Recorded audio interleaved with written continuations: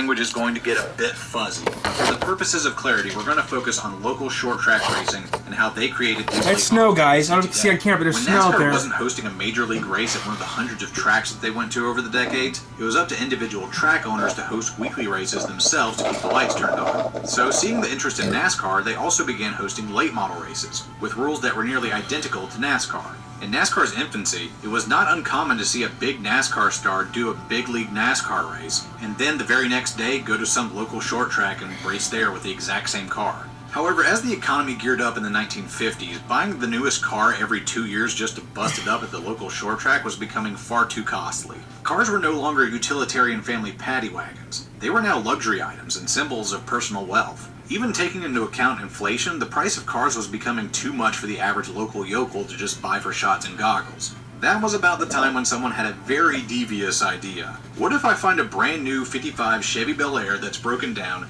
buy just the body, and hang it on my older car's frame and race that? That's f***ing illegal.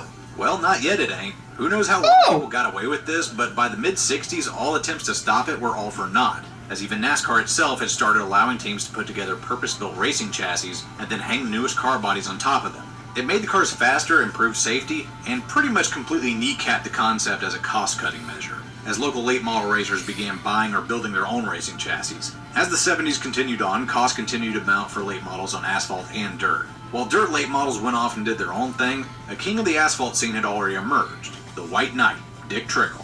Yeah, Dick go ahead Trickle? and make your jokes, but at the time the Wisconsinite might have been the highest paid stock car driver in America. He's the king? He not I only thought had it the was clout, crazy. money, and talent to show up to every major league late model race in the country and win, but an insane work ethic to boot. He wouldn't